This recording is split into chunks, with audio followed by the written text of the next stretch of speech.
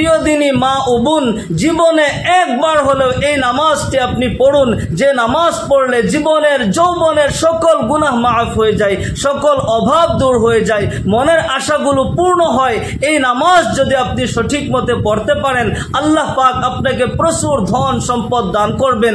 আপনার ঘর সংসারে যারা ইনকাম করে, রোজগার করে, আল্লাহ তাআলাই তাদের রোজগারে প্রচুর বরকত দান করবেন। আপনার ঘর সংসারে শান্তি আসবে ইনশাআল্লাহ তাআলা। প্রিয় দিনী মা ও বোন, 4 রাকাত সালাতুত তাসবিহ নামাজ আপনি কিভাবে পড়বেন, নিয়ত কিভাবে করবেন, কোন সূরা দিয়ে পড়বেন, এবং 4 রাকাত সালাতুত তাসবিহ নামাজের মধ্যে 300 বার তিসরা কলিমা পড়তে হয়, কোন রুকুনে কতবার আপনি এই তাসবিহ পড়তে হবে আমি সুন্দর করে বলে দেব ইনশাআল্লাহ। তবে আপনি মনোযোগ সহকারে ভিডিওটি দেখতে হবে। ও আমার দিনী মা ও বোনেরা, ভাইয়েরা আমার, কতই না সময় আমরা নষ্ট করছি অযথা অনর্থক ভিডিও দেখে।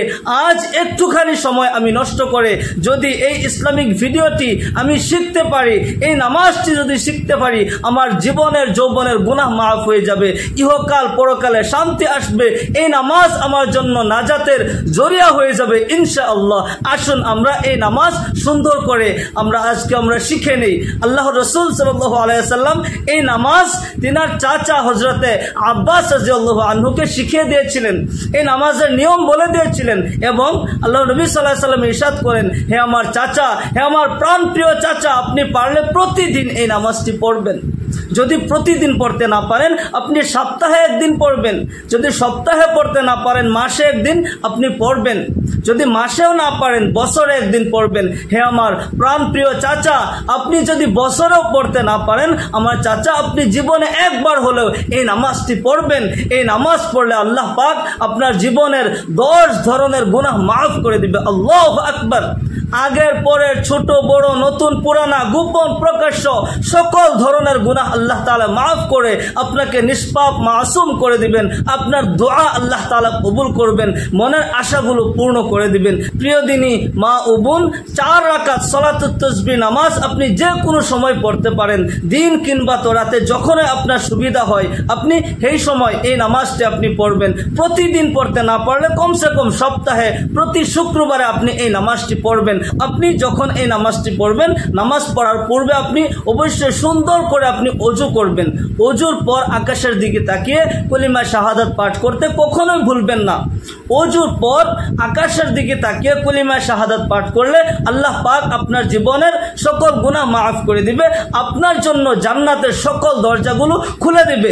আপনি আল্লাহর জান্নাতে যে কোনো দরজা দিয়ে ইচ্ছা করলে প্রবেশ করতে পারবেন। সেজন্য যখন আপনি ওযু করবেন, ওযুর পর আকাশের দিকে তাকিয়ে কলিমা শাহাদাত পাঠ করতে কখনোই ভুলবেন না। আশহাদু আল্লা ইলাহা ইল্লাল্লাহু ওয়াহদাহু লা শারীকা লাহু ওয়া আশহাদু আন্না মুহাম্মাদান আবদুহু ওয়া রাসূলুহু, এভাবে কলিমা শাহাদাত পাঠ করবেন। তারপর আপনি জায়নামাজে দাঁড়িয়ে যাবেন।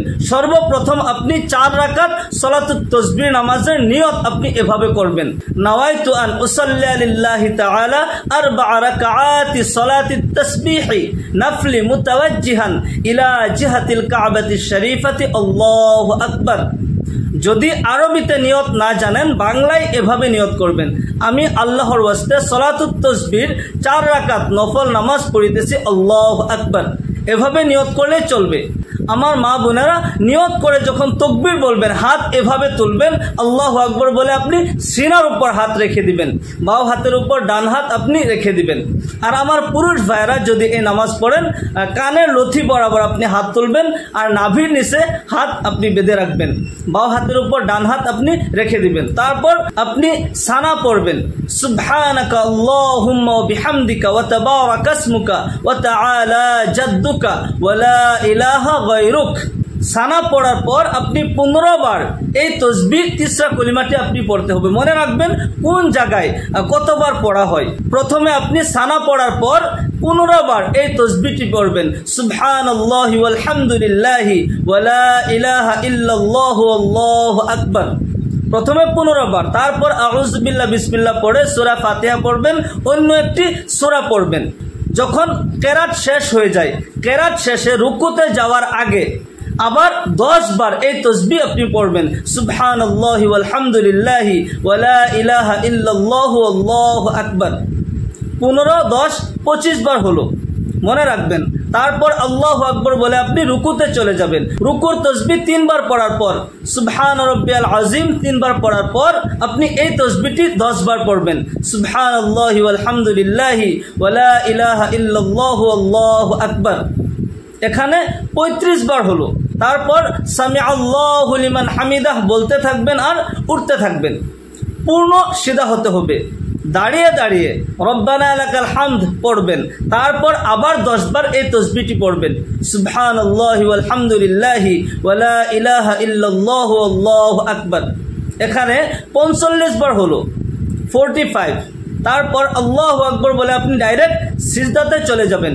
সিজদার তাসবিহ 3 বার পড়ার পর কমসে কম সিজদার তাসবিহ 3 বার পড়বেন। সুবহান রাব্বিয়াল আ'লা, সুবহান রাব্বিয়াল আ'লা, সুবহান রাব্বিয়াল আ'লা 3 বার পড়ার পর তারপর এই তাসবিহটি 10 বার পড়বেন। সুবহানাল্লাহি ওয়াল হামদুলিল্লাহি ওয়া লা ইলাহা ইল্লাল্লাহু আল্লাহু আকবার। এখানে 55 বার হলো, 55। তারপর আল্লাহু আকবার বলে আপনি বসে যাবেন। 2 সিজদার মাঝখানে বসাটাকে জলসা বলা হয়। এই জলসাতে একটি দোয়া আছে, আল্লাহুম্মা গফিরলি ওয়ারহামনি ওয়াহদিনি ওয়ারযুকনি ওয়াআফিনি। এই দোয়াটা পড়া মুস্তাহাব, না পড়লে কোনো অসুবিধা নাই, পড়বেন, সওয়াব আছে। এই দোয়াটি পড়ার পর এখানে বসে বসে আবার 10 বার এই তিসরা কলিমাটি পড়বেন। সুবহানাল্লাহি ওয়াল হামদুলিল্লাহি ওয়া লা ইলাহা ইল্লাল্লাহু আল্লাহু আকবার। এখানে 65 বার হলো, 65। তারপর আল্লাহু আকবার বলে দ্বিতীয় সিজদাতে চলে যাবেন। দ্বিতীয় সিজদার তাসবিহ পড়ার পর সুবহান রাব্বিয়াল আ'লা 3 বার পড়ার পর আপনি এই দোয়াটি 10 বার পড়বেন। সুবহানাল্লাহি ওয়াল হামদুলিল্লাহি ওয়া লা ইলাহা ইল্লাল্লাহু আল্লাহু আকবার। এমনভাবে আপনার এক রাকাতে 75 বার হলো। 4 রাকাত নামাজের মধ্যে 300 বার এই তাসবিহ পড়া হবে। যখন আপনার নামাজ শেষ হয়ে যায়, নামাজ শেষে আপনি হাত তুলে মুনাজাত করবেন, আল্লাহ তাআলার কাছে দোয়া করবেন। আল্লাহ পাক এই নামাজের বরকতে আপনার জীবনের সকল গুনাহগুলো মাফ করে দিবে। আপনার জীবনের যত গোপন প্রকাশ্য, ছোট বড়, জানা না জানা, আগের পরের যত ধরনের গুনাহ আছে, আল্লাহ রাব্বুল আলামিন সকল গুনাহ মাফ করে দিবেন। আপনাকে নিষ্পাপ মাসুম করে দিবেন। আপনি যে দোয়া করার সাথে সাথে আল্লাহ তাআলা কবুল করবেন। আপনার মনের আশাগুলো পূর্ণ হয়ে যাবে ইনশাআল্লাহ। সাহাবারা নামাজ পড়ে মৃত গাধা তারা জিন্দা করে ফেলেছিল, মৃত গাধা জিন্দা করে ফেলেছিল নামাজ পড়ে দোয়া করে। আমরা জীবনের সমস্যা কেন সমাধান করতে পারবো না? যদি আমরা সঠিকভাবে আমরা নিয়ত করে ইখলাসের হইতে আল্লাহ তাআলার রাজি খুশির জন্য যদি আমরা নামাজ পড়ি, আল্লাহ পাক এই নামাজের বরকতে জীবনের সকল গুনাহ মাফ করে দিবে। আল্লাহ পাক আমাদের সবাইকে এই নামাজ প্রতিদিন আদায় করার তৌফিক দান করুন। সকলে বলে আল্লাহুম্মা আমিন। ওয়া আখিরু দাওয়ানা আলহামদুলিল্লাহি রাব্বিল আলামিন। আসসালামু আলাইকুম ওয়া রাহমাতুল্লাহি ওয়া বারাকাতুহু।